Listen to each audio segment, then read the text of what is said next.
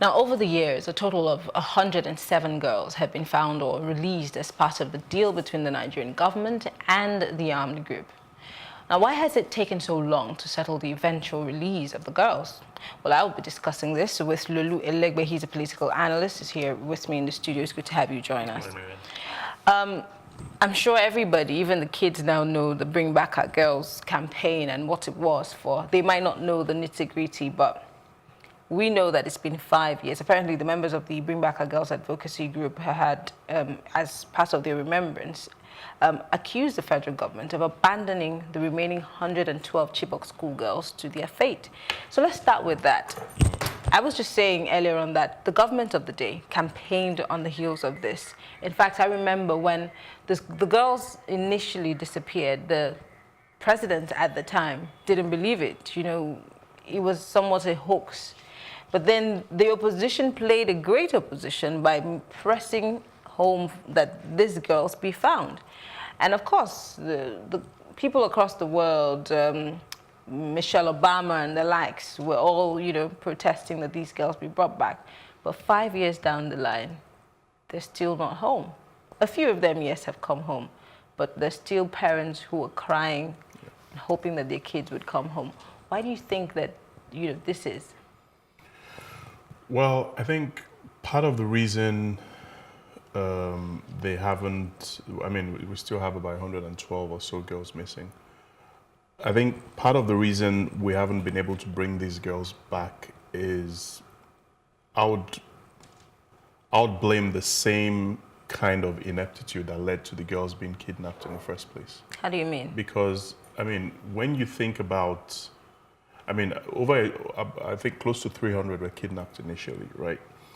The sheer logistics of moving over 200, almost 300 girls, it's not in one or two cars. It's in a convoy of vehicles.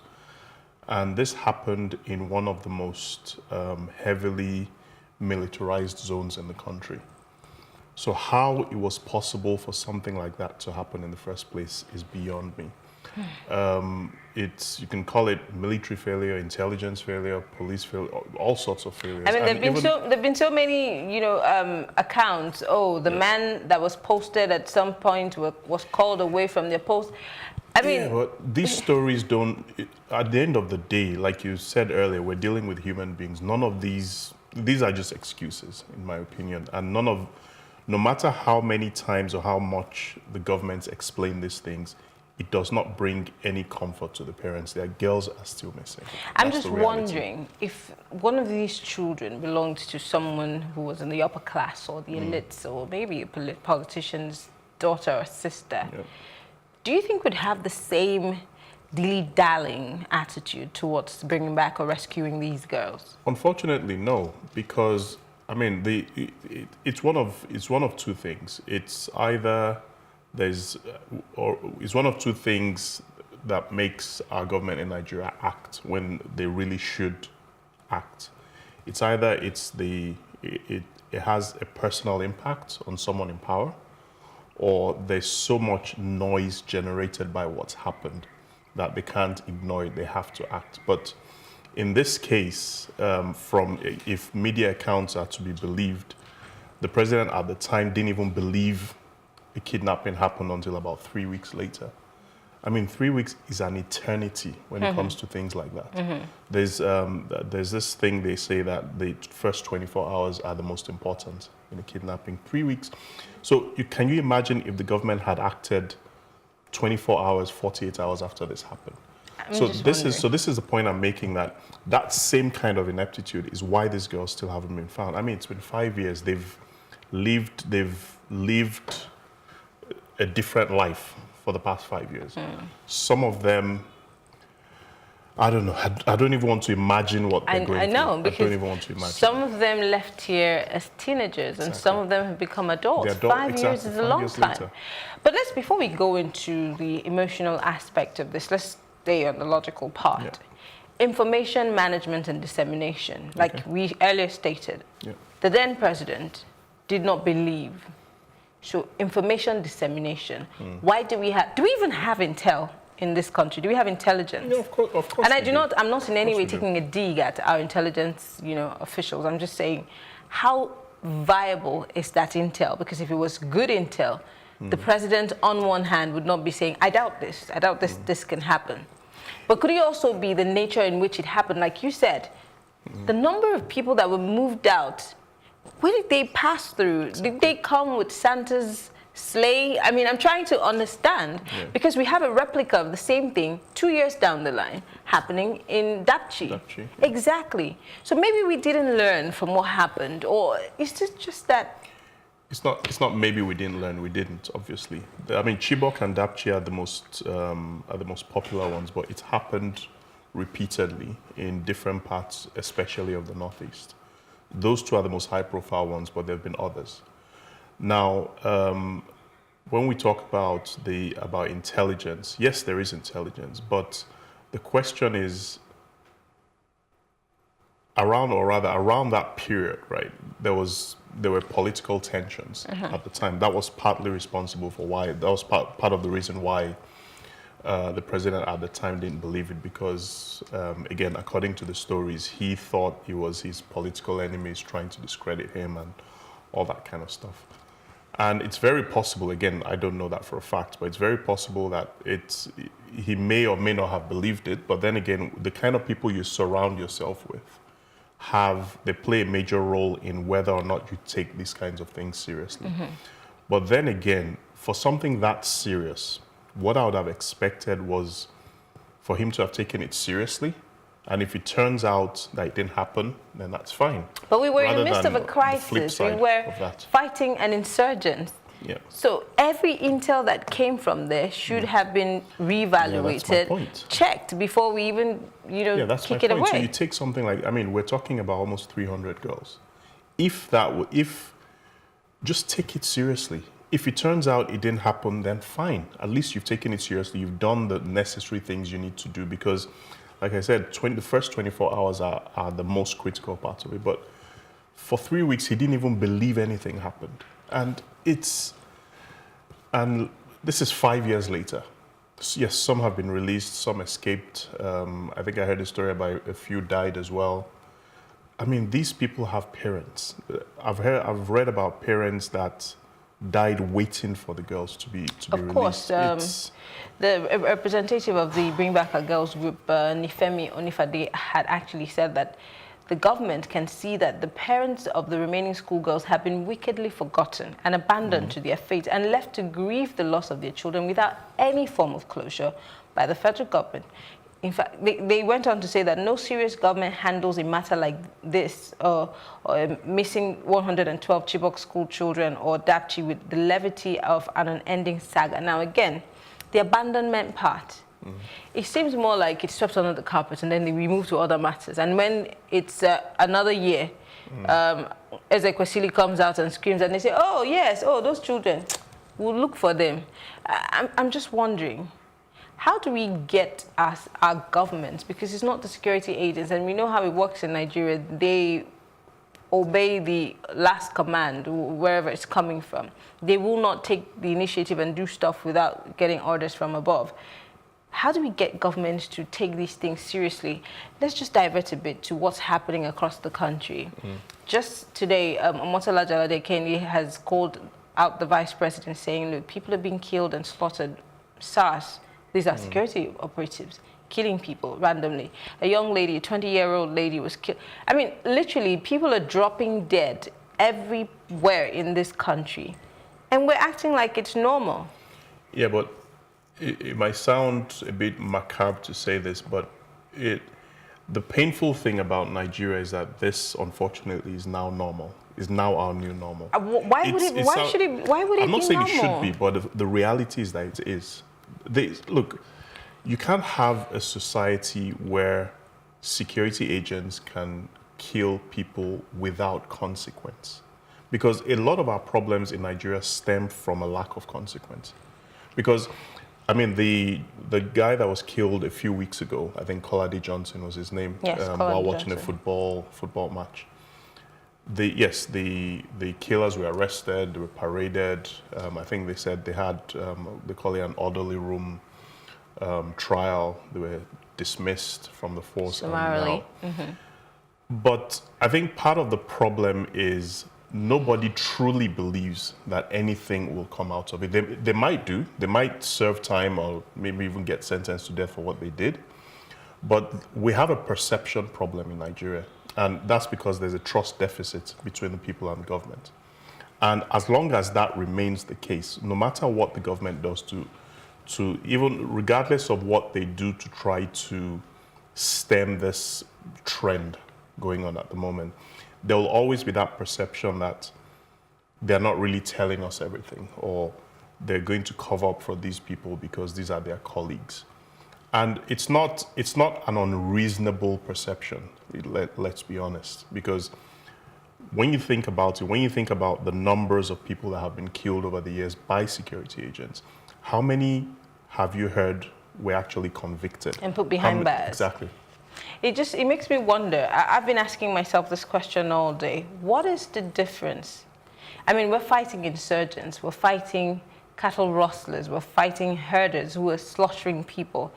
We're fighting cultists. I mean, I saw the number of cultists that were arrested in Ajah, yes. And this is the same thing that is happening in Akwa Ibom, in River State. You're battling that. But then the same guys who are supposed to protect us are killing people. What's the difference between these security operatives and that's the these thing. people? There's no difference. This is why I said it's our new normal, unfortunately, because there's all this other stuff that you've mentioned going on. That's a point where we need the security operatives to step up. And because, I mean, look at what's going on in Zamfara, for example. What's happened in Jos, in Benue, in the Northeast, even in Lagos. And when you expect the security services to step up, you start to hear these stories about a policeman shot this person or shot that person or beat this person or smashed this person.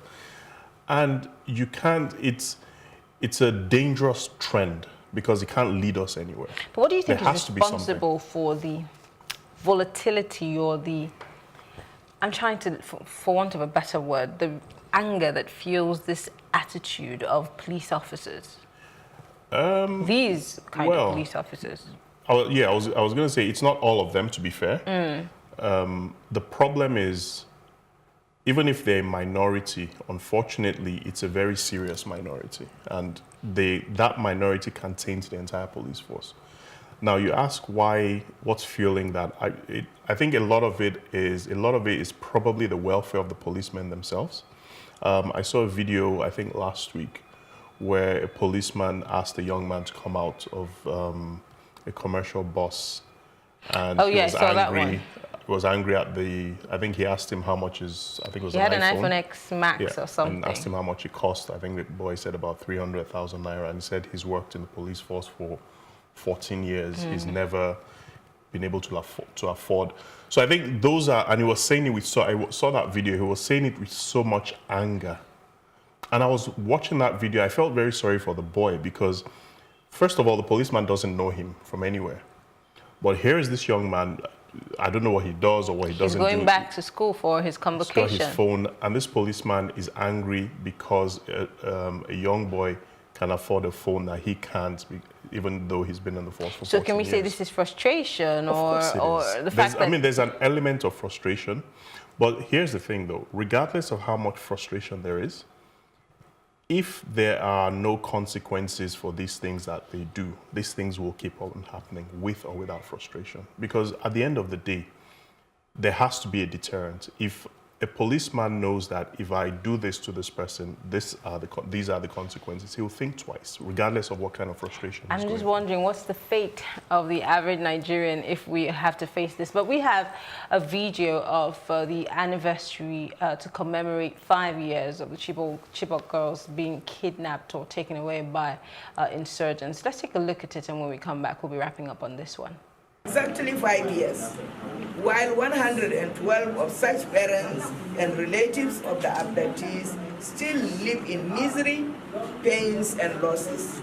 That women and girls are abducted is still a fact with no end in sight, including the most recent abduction recently of a number of women in the convoy of the state governor during a political campaign between Tikwa and Ghana local government areas.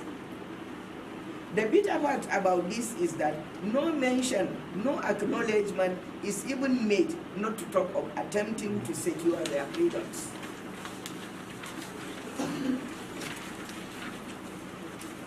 We, the women of Borno, are raising this alarm now more than ever before that targeting our sisters has assumed declaring a state of emergency on it. As the adage goes, if you want to advance a society, target their women. And at the same time, if you want to destroy the society, target the women. Ever since this girl was adopted, I want to tell you it will be surprising things to some of you that about 18 of these parents, some have died, and a lot of them have been living in a miserable life of pains, life of, unwanted story. We have tried, we have followed a lot of channels to see that these girls were released.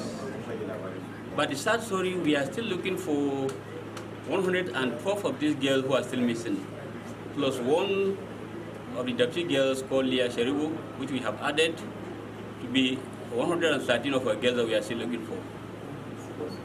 Gentlemen of the press, sincerely speaking, the federal government have tried, but the passing mark is below average. We expect by now all the effort, all the news, all the noise, all the promises that federal government have been given, we are hoping that now these girls have been released. But like I said, 112 plus one making 113 is still missing. Gaskiya mu iyayen muna cikin bakin ciki wanda ba za mu taɓa manta ba. Wayansu a cikin mu yanzu sun rasa yara, sun rasa kansu, sun rasa mazajensu. Gashi nan shine irin mu. Yanzu haka muna tare da yaya. Kuma mun ce kuma zuciya ya doke mu. Mun mutu mun bar yaran. Kagan abun ba daɗi, ba yanuwa ba.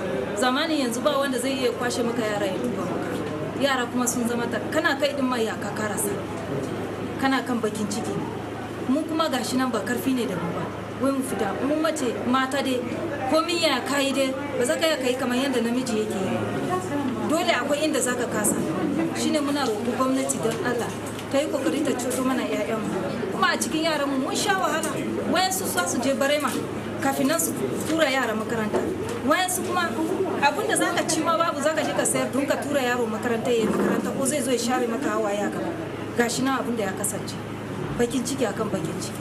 Shine muna roƙo gwamnati ta yi kokari ba mu ce bai yi ba yayi amma muna roƙon shi ya dada yi kokari ya ceto mana wanda suka sora in wanda tana raye. Well, we're back. We were watching that video talking about the kidnapped Chibok girls and, of course, the Dapchi girls. And Leah Sharibu is still a front burner issue, even though lots of people have thrown a black coat over it. But the lady in that video was talking about the fact that she lost her husband, she lost her children. She still has a couple of children, but all to Boko Haram. She said the stress of taking care of the children alone almost killed her. Can you imagine? And there are people who have died of heartache because they do not know if their children are going to come home anytime soon. For the likes of Leah Sharibu, government hasn't said anything. I think just before the elections, there was this alarm that was raised that she must have been killed. And then the federal government says, oh, she's not dead, she's alive. So the question is, how do you know she's alive? What plans are you making? What efforts are you putting in place to get this girl back? You got other girls back. We don't see the same concerted efforts to get this other one back. Is she least important compared to the other girls that were brought back? Yeah, I think in the Leah Sharibu case, I think they're trying to be, and this is, again, maybe plain devil's advocate, it's a sensitive issue. So I get the feeling that there are backdoor conversations going on. I'm sure that somehow they've been able to confirm that she's at least alive, I think. I pray she is alive.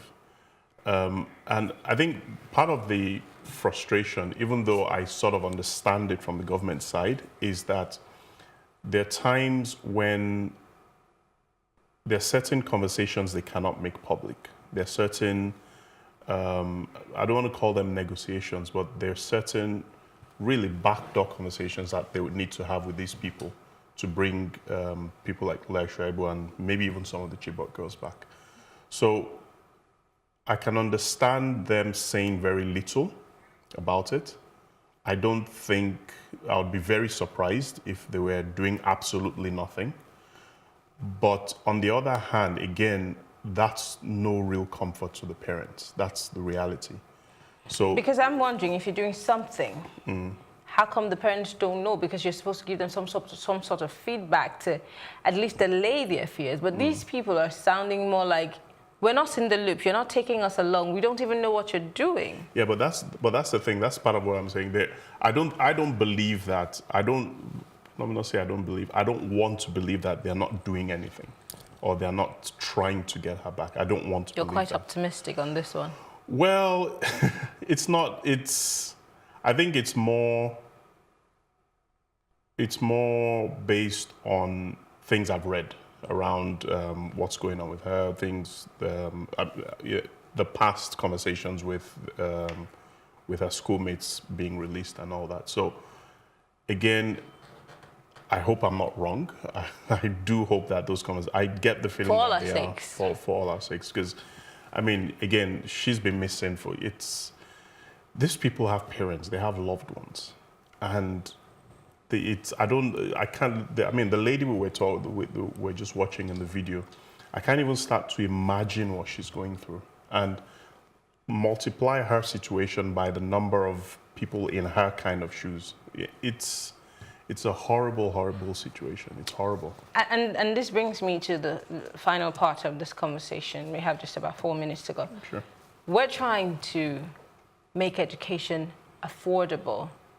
We're trying to make it accessible. We're trying to encourage the average Nigerian child to go to school.